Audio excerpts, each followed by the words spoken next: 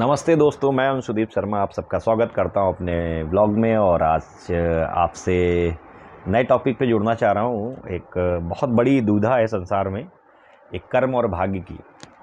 कि कर्म बड़ा है या भाग्य बड़ा है। जीवन में नियति ही सब कुछ कर रही है कि हम कुछ कर रहे हैं, या भाग्य में जो लिखा है वो होना है। देखिए, सर्वप्रथम जीवन में मैं अपना अनुभव साझा करता हूँ। और मेरे अनुभव से मैंने जीवन में जो देखा कि और जो चीज़ समझ में आ रहा है, सारी चीज़ें कि देखिए, जन्म आपका निर्धारित है। कहाँ होगा, किससे होगा, नर होंगे, नारी होंगे, जो भी होंगे, ये तो ईश्वरी है, ईश्वरी सत्ता है।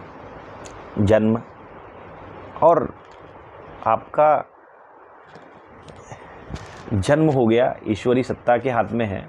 और लोग कहते हैं कि जन्म, मृत्यु, शिष्टा, संयोग, ये सारी चीज़ें जो बातें आती हैं, लेकिन मेरे ख्याल से, मेरा जो विचार है जहाँ तक कि जन्म तक ही है आदमी, मृत्यु भी है। मृत्यु भी आदमी की कहाँ है, कैसे, उसके बारे में भी नहीं, जन्म मृत्यु तक ही मेरे को समझ में आया है कि जन्म और मृत्यु जो है, ये आदमी भगवान के हाथ में है, ईश्वरी सत्ता के हाथ में। और वो कैसे क्या सबके जीवन में, जिसके जीवन में जो जो जैसे होता है वो होता ही है। लेकिन आगे की जो प्रक्रिया है, आगे की प्रक्रिया जो है, वो आदमी के कर्म निर्धारण करते हैं। अब लोग कहते हैं कि नहीं भाई, ये सारा चीज़ें तो भगवान ही कर रहे हैं, सारा चीज़ें भगवान ही कर रहे हैं। नहीं नहीं, ऐसा नहीं है। देखिए, आप एक जब जीवन में जी रहे हैं, गृहस्थ जीवन में जी रहे हैं और एक सामाजिक जीवन में जी रहे हैं, तो हर तरफ से आपके भगवान ने आपको एक इंसान बना के भेजा है, एक बुद्धि विवेक दिया है। बुद्धि विवेक दिया है ना, इंसान बना के भेजा। ये आपका प्रारब्ध था, ये भाग्य था। बस आपका इंसान आना भाई, आपका इंसान होना ही आपका भाग्य था। लोग भाग्य को गलत परिभाषा ले लिए। इंसान होना ही आपका भाग्य था। आप 84 लाख योनियों में, हमारे यहाँ कहा जाता है ना, 84 लाख योनियों में भटकने के बाद आदमी मनुष्य का जीवन पाया। मतलब मनुष्य का जीवन यही था, भाग्य था। आपने इतने भाग्य, बड़े बड़े भाग्य से आपको मनुष्य का जीवन मिला, ये भाग्य था आपका। ठीक, अब आप नर बने, नारी बने, स्त्री बने, पुरुष बने, जो बने, ये आपका भाग्य था। अब फिर आपका आ गया कर्म। अब आपको अपने कर्म से अपने जीवन को जैसा आपका रूपांतरण करना चाहें, आप चाहें तो चोर बन जाएं, आप चाहें तो शिक्षित बन जाएं, ये आपके घर के संस्कार हैं। और आपके कैसे कैसे लोगों के बीच में आपको संस्कार मिला है।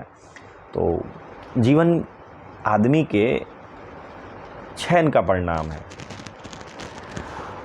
आदमी का जीवन आदमी के चयन का परिणाम है। आपने सोचा कि अब हमें साइंस पढ़ना है, या आपको चोर बदमाश बनना है, या आपको गुंडा बनना है, या आपको जो भी बनना है, आपको व्यापारी बनना है, या आपको वकील बनना है, जो भी, जैसा आपने सोचा, जैसा आपने पाना चाहा, आप बन गए।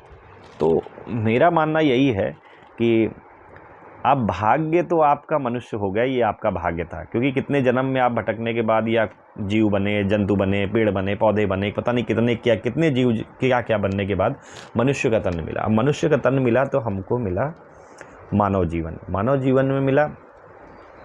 अब अपने जीवन को हम कैसे बने, कर्म करें, अच्छे कर्म करें। और लोग की यही मति लोगों की ख़राब है। लोग कहते हैं भाई, मेरा तो सब भगवान ही कर रहे हैं, सब मेरा भगवान ही कर रहे हैं, या सब कुछ करें, भगवान तो सब कर ही रहे हैं। आपकी श्वास कौन चला रहा है? भगवान ही चला रहे हैं। चल तो भगवान ही रहे हैं, लेकिन भगवान ने बुद्धि विवेक तो दिया है। आप कोई गंदी चीज़ नहीं खा सकते। जो खाने लायक वाली चीज़ है वही खाएंगे, उत्तम आहार ही करेंगे आप। तो आप अपने आप को ये कैसे सोच लेते हैं कि सब कुछ, सारी चीज़ें जो हो रही हैं वो भगवान कर रहा है। हाँ, ये चीज़ आप सोच सकते हैं कि हाँ, भगवान को मानने से, ईश्वर को मानने से आपके अंदर ये सारी चीज़ें हो जाती हैं। हाँ, जो हो रहा शुभ हो रहा, ये धारणा होनी चाहिए सबकी। जो ईश्वर कर रहा, जो शिव गुरु कर रहे हैं, जो प्रकृति कर रही है, उनका धन्यवाद है। ऐसे विचार होने चाहिए। लेकिन आप ये कह दो कि आप किसी के, भगवान भी एक आपको बना दिया इंसान, और भगवान को क्या, भगवान आप करो सब इच्छा भगवान की। अरे भाई, आप अगर गृहस्थ जीवन में हैं, संसारिक जीवन में हैं, तो आपकी जिम्मेदारी बनती है अपने परिवार का संचालन करना, अपने आस पड़ोस, अपने सहयोगी लोग की सहयोग करना। आपको जीवन में जो जो जिम्मेदारी मिलती है, आप उसको करिए। ये है मानव जीवन, ये है कर्म। और यही आपका भाग्य। अगर इसको आप भाग्य की परिभाषा दे लेते हैं कि हाँ ठीक है, मेरी शादी हुई, मेरा जीवन हुआ, और लोग भी शादी की बात भी करते हैं, शादी आपका भाग्य है? नहीं नहीं, शादी तो भाग्य बिल्कुल भी नहीं है। ये जो लोग कहते हैं ना शादी भाग्य, जो लिखा था वही होगा, ये सबसे बड़ी गलत बात है। ये सबसे बड़ी बात है, होई वही जो राम रची आखा। लोग ऐसा ऐसा तर्क देते हैं कि भाई ये गलत है। आपकी शादी आपकी पसंदीदा लड़की से होती है जब आप हाँ करते हो। पहले ज़माने में कुछ और था। पहले ज़माने में तो ये होता था, लड़की देखी, भाई आपने देखा ही नहीं तो आपका भाग्य हो गया ना। आपने ईश्वर कोई, अब ईश्वर आपके मम्मी पापा ने ज़बरदस्ती कर दी, आपने देखा नहीं लड़की को, देखो कि प्रथाएं नहीं थी। तो पहले जो तर्क दिया करते थे कि होई वही जो राम रचि राखा, वो सही था। लेकिन आज के ज़माने में वही होई वही जो राम रचि राखा वो नहीं हो पाएगा भैया। आज के समय में तो लव मैरिज हो रही, लड़का लड़की से मिले बिना शादी नहीं करता। दोनों लोग के विचार मिलेंगे नहीं तो शादी नहीं करेंगे, दोनों मिलेंगे, बातचीत करेंगे, विचार मिलेंगे, तब कहीं जाके शादी होती है।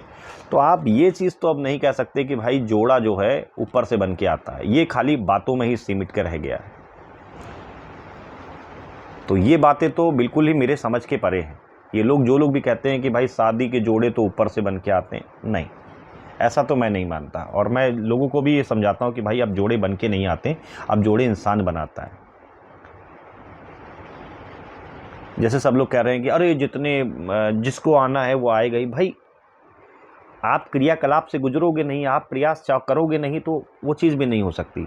आप खाना नहीं खाना चाहोगे, आपके पेट में कोई डाल नहीं देगा, ठीक है। और दृष्टांत बहुत हैं कि उसने डाल दिया, उसने ये कर दिया। देखिए आप, क्या होता है, ये मस्तिष्क है, और कोई भी चीज़ को सिद्ध करने के लिए आप गलत भी बोल सकते हो, सही भी बोल सकते हो, क्योंकि जिसको गलती माननी नहीं है उसका कोई इलाज नहीं है। लेकिन क्या है, मैं अपने अनुभव से जो इर्द गिर्द, जो अपने अनुभव से जीवन को जो देख रहा हूँ, और जो अपने स्वयं के जीवन को जो देख रहा हूँ, उससे जो मैं देख रहा हूँ वो मैं आप लोग से साझा कर रहा हूँ कि जीवन में मृत्यु है, मृत्यु को किसी को नहीं पता कब क्या सारी चीज़ें। लेकिन आप स्वस्थ रहने का प्रयास कर सकते हैं ना। इसका मतलब ये थोड़ी कि मदरा पान कर रहे हैं आप छल्ले बना रहे हैं, आप जीवन में आहार विहार बाहर चल रहा है दबा के। नहीं नहीं नहीं, ऐसा नहीं है। सात्विक भोजन करें, सात्विक भोजन करें, और अपनी जीवन शैली पे इतना कंट्रोल रखें, जीवा पे कंट्रोल रखें। क्या सही गलत है, क्या खान पीन है, कैसे क्या करना है, इतना आदमी को पता होना। हर व्यक्ति को पता है, जिस भी घर में गलत, जो भी पैदा हुआ जिसके घर में, उसके घर में यही सिखाया जाता है, खान पीन ये है। अगर आप गलत करोगे तो अब जैसे कहना नहीं चाहिए, हमारे एक दोस्त थे, और गलत संगत, गलत गुण अपना लिए उन्होंने, और बस